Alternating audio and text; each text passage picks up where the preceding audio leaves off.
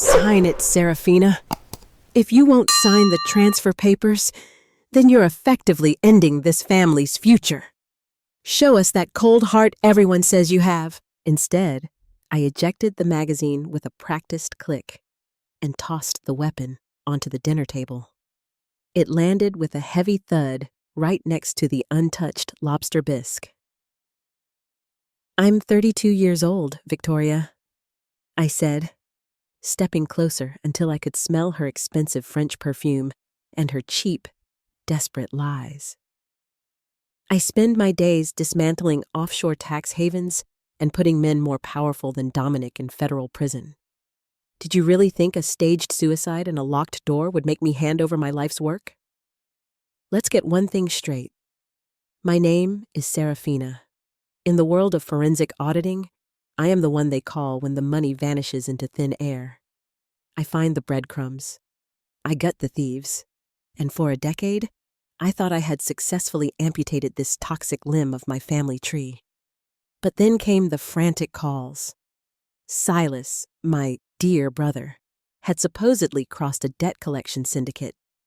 $2,500,000. They were going to burn the house down with my parents inside, or so the story went. They begged me to come home to help restructure the family finances. Like a fool, I walked right into the kill zone. The moment I stepped through the front door tonight, Silas, who was currently hiding in the shadows of the hallway, slammed the heavy deadbolt shut and pocketed the key. The storm outside was a monster, a nor'easter tearing at the coastline with 70-mile-per-hour winds. But the predators inside were far more dangerous. "Is this the holiday reunion the invitation promised?" I asked. My voice was a low, lethal hum that seemed to vibrate against the mahogany walls. Because the email mentioned a quiet family dinner, not a low-budget corporate hijacking designed for insurance fraud. I didn't pick up the pen. Instead, I calmly pushed the untouched lobster bisque aside and set my encrypted tablet on the table with a heavy, deliberate thud. "I'm 32 years old, Victoria," I said, stepping closer until I could smell her expensive French perfume and her cheap, desperate lies. "I spend my days dismantling offshore tax havens and putting men more powerful than Dominic in federal prison. Did you really think a locked door and a staged crisis would make me hand over my life's work? Let's get one thing straight. My name is Serafina. In the world of forensic auditing, I am the one they call when the money vanishes into thin air. I find the breadcrumbs. I gut the thieves. And for a decade, I thought I had successfully amputated this toxic limb of my family tree. But then came the frantic calls. Silas, my dear brother, had supposedly crossed a high-stakes debt syndicate, $2,500,000. They were going to seize the estate and leave my parents destitute, or so the story went. They begged me to come home to help restructure the family finances. Like a fool, I walked right into the kill zone. The moment I stepped through the front door tonight, Silas, who is currently hiding in the shadows of the hallway, slammed the heavy deadbolt shut and pocketed the key. The storm outside was a monster, a nor'easter tearing at the coastline with 70-mile-per-hour winds, but the predators inside were far more dangerous. "Sign the voluntary conservatorship, Serafina," Dominic roared, suddenly finding his voice as he slammed his glass down. "You're mentally unstable. You're obsessed with your work. You need your family to manage your assets for your own protection." "Protection?" I laughed. It was a sharp, jagged sound. "You want to protect my $15 million portfolio by using it to pay off Silas's gambling debts. You've been forging my name on credit applications since I was 19. I spent my 20s living in a basement in Queens, working 80-hour weeks to clear the name you dragged through the mud." I walked over to the fireplace, where a roaring fire was struggling against the draft. Victoria rushed toward me, her manicured claws digging into my silk sleeve. We are your family. We gave you everything. You gave me a roadmap on how to spot a narcissist, Mother. I spat, shaking her off. And tonight, you've made a fatal mathematical error. You assumed that because I came here, I was still the victim you raised. You forgot that I don't just audit companies. I hunt them. I reached into my briefcase and pulled out a slim carbon fiber tablet. I didn't show them a banking app. I showed them a deed of trust. You thought you were trapping me in your house, I said, my eyes turning to ice. But Silas didn't tell you the whole truth, did he? When his bookies put his debt up for sale to a shell company in the Cayman Islands last week, I was the one who authorized the wire transfer. I bought every cent of his $2,500,000 debt. Dominic's face went from flushed red to a sickly pale gray. Victoria's hand flew to her throat.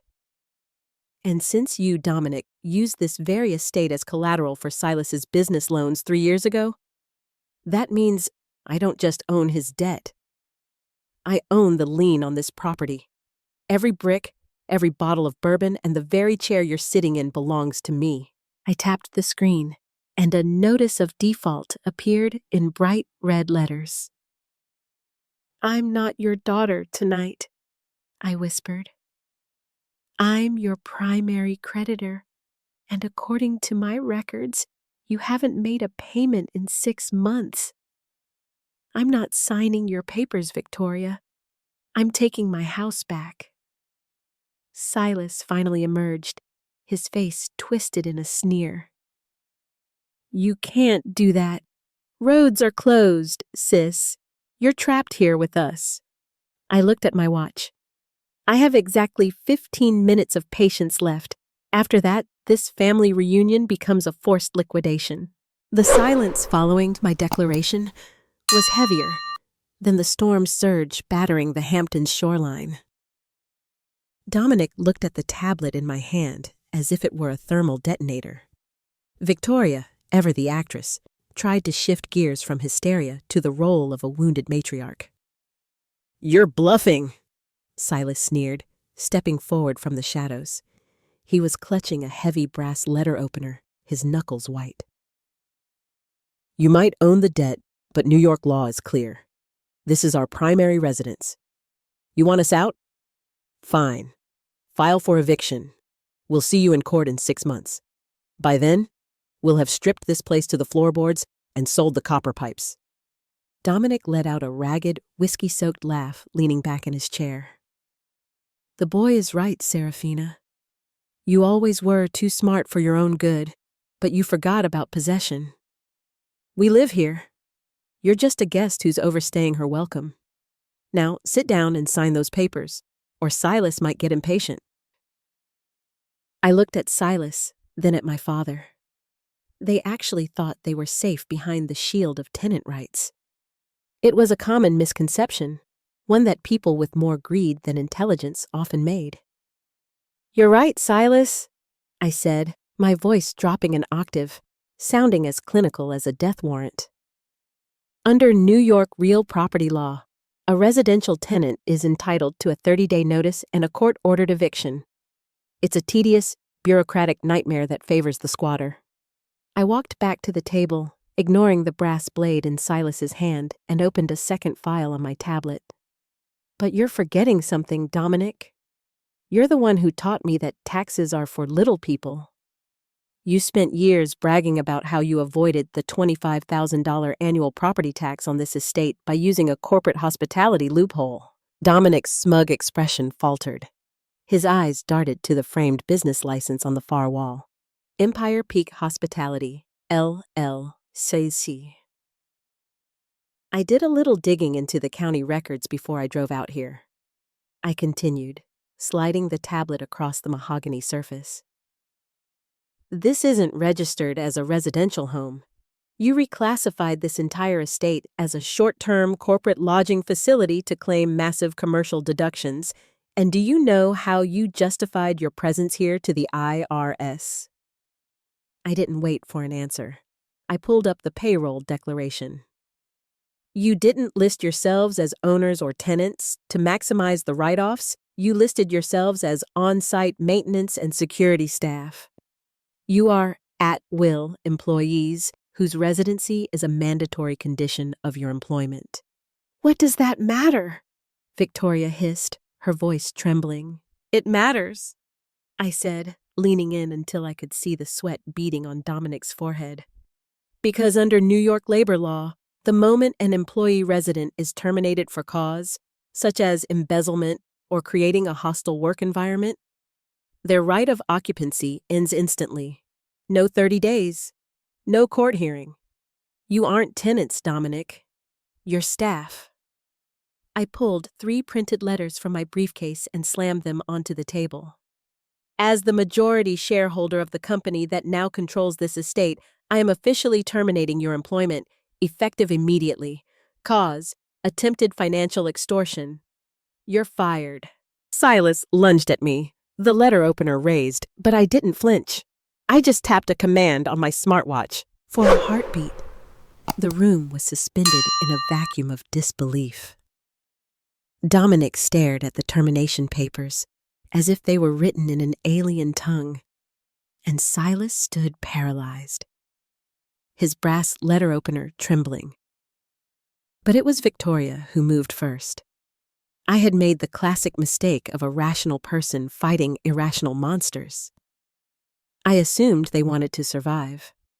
I didn't realize that for a narcissist like my mother, survival was secondary to control.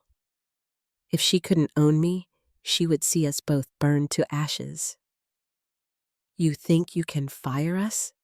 Victoria whispered, her voice suddenly flat and devoid of its usual theatrical tremor. You think you can take my house? I gave you life, Serafina. I can take it back. Before I could react, Victoria lunged, not at me, but at the dinner table. With a violent sweep of her arm, she sent a crystal decanter of bourbon shattering against the marble floor. She didn't stop there. She grabbed her own silk blouse and tore the collar open, then raked her manicured nails across her own collarbone, drawing thin, red beads of blood. Mother, what are you doing? Silas stammered, backing away. Dominic, get the phone! She screamed, her voice shifting into a terrifying, high-pitched wail of pure agony. She grabbed the landline receiver and punched 3 digits. Her eyes met mine, and in that moment, I saw a void so dark it made the storm outside look like a sunny day. 911! Please, help us! Victoria shrieked into the phone, her performance so convincing it sent a chill down my spine. My daughter has a gun! She's lost her mind! She's shooting! She already hit my husband! Please, she's going to kill us all! Please! She slammed the phone down and then, with a strength fueled by madness, tipped the heavy mahogany dining table over. Plates shattered, silverware flew, and the silver-plated handgun I had placed there earlier slid across the floor, coming to rest near Dominic's feet. There, Victoria panted, her hair disheveled, her eyes glittering with a sick triumph. Let's see your tax loopholes explain an active shooter. By the time the SWAT team gets through that door, you'll be a corpse, and we'll be the grieving victims who inherited everything. I don't have a gun in my hand, Victoria, I shouted, though my blood had turned to liquid nitrogen. The magazine is ejected. It's empty. Doesn't matter, Dominic growled, finally catching on to his wife's lethal gambit. He reached down and picked up the weapon, wiping his own prints off with a napkin, and then tossing it toward me. It slid across the marble, stopping inches from my boots. The police won't ask questions when they hear shots fired in the Hamptons. They'll shoot first and check the magazine later. Blue and red lights began to pulse against the frosted glass of the foyer windows. Through the roar of the wind, a bullhorn boomed. This is the Suffolk County Sheriff's Office. Serafina Sterling, exit the building with your hands visible. Silas began to laugh, a jagged, broken sound. You're done, sis. Either you walk out and get mowed down, or you stay here and we tell them you're holding us hostage. Either way, the auditor is closed for business. This was an extinction burst.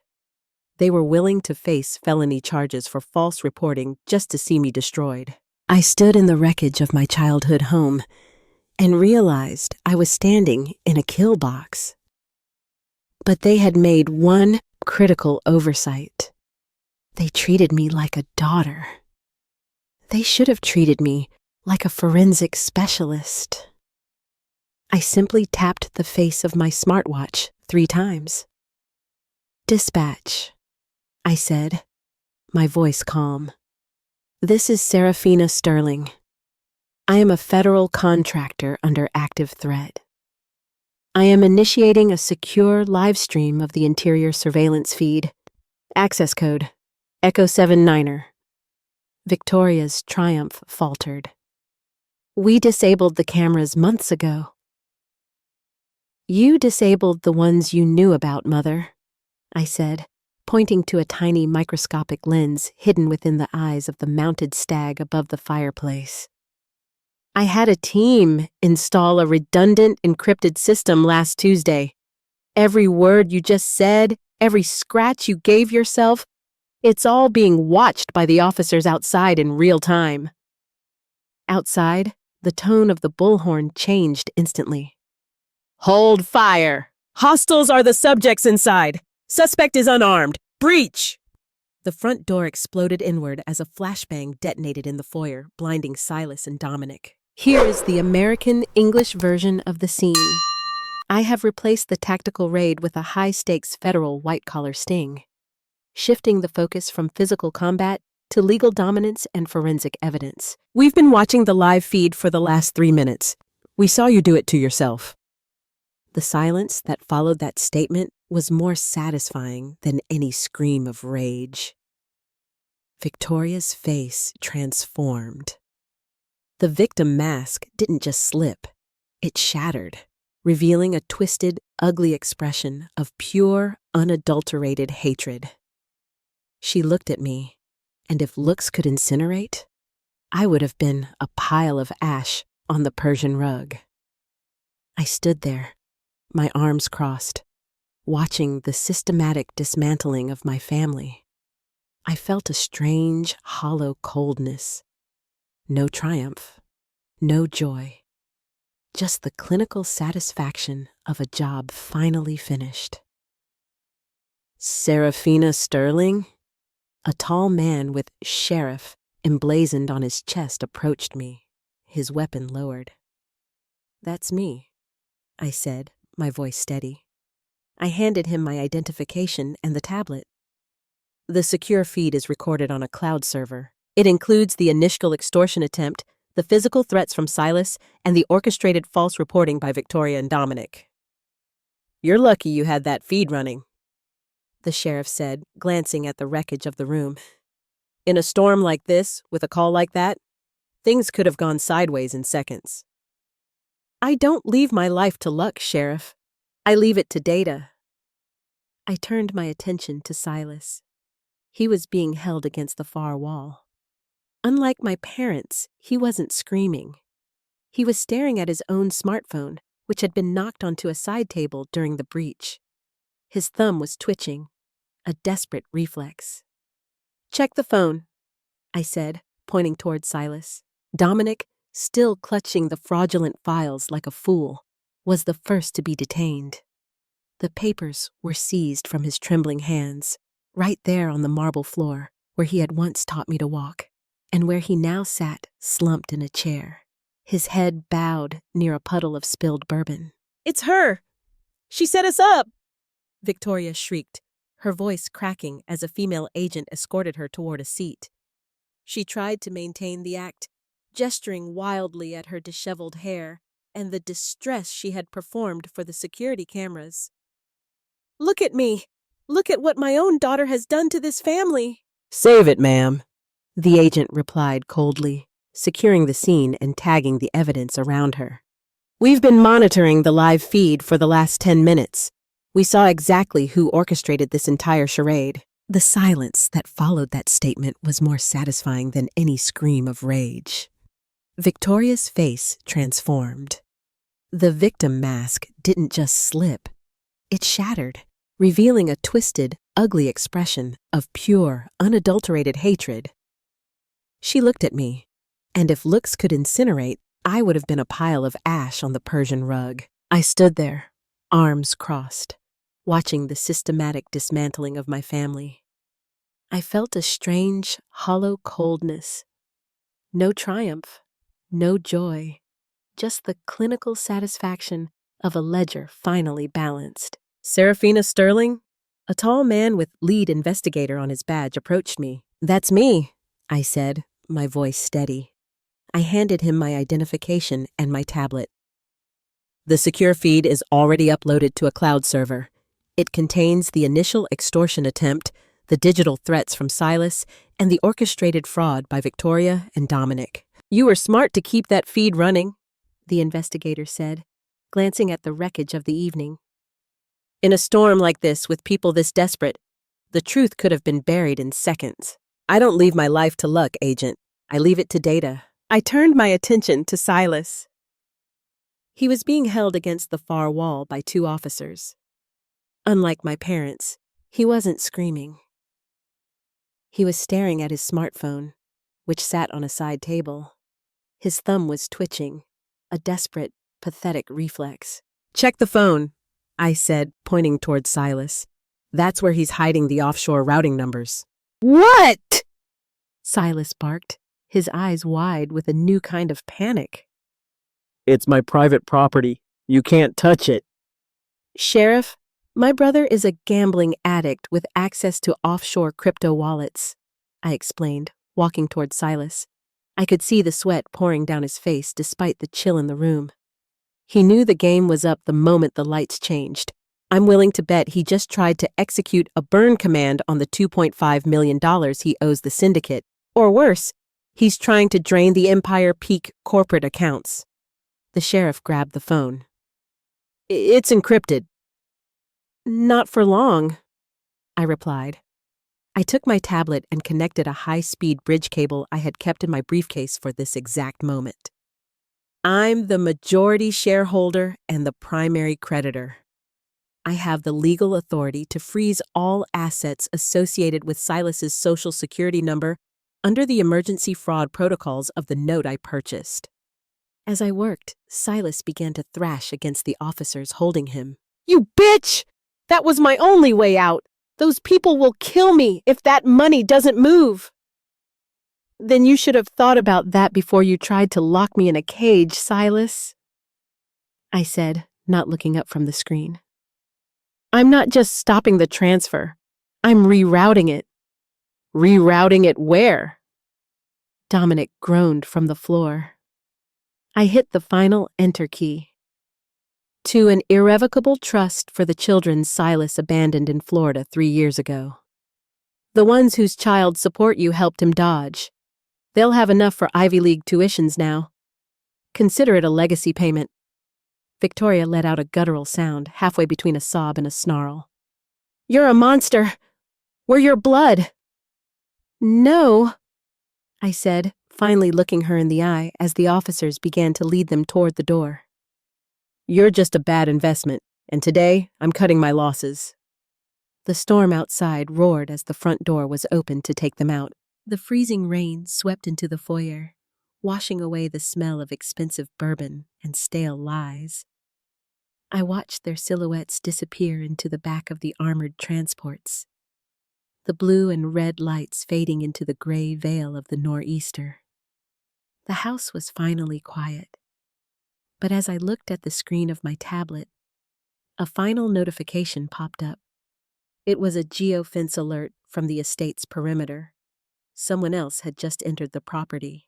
The flashing lights of the police cruisers had long since faded into the blur of the nor'easter, leaving the estate in a state of haunting, hollow silence.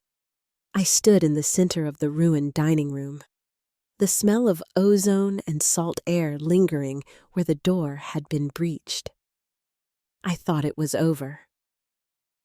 But then, the perimeter alarm on my tablet bloomed, a steady, ominous crimson.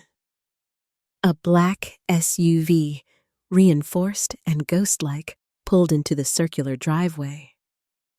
A single figure emerged, unfazed by the 70-mile-per-hour winds. He didn't knock.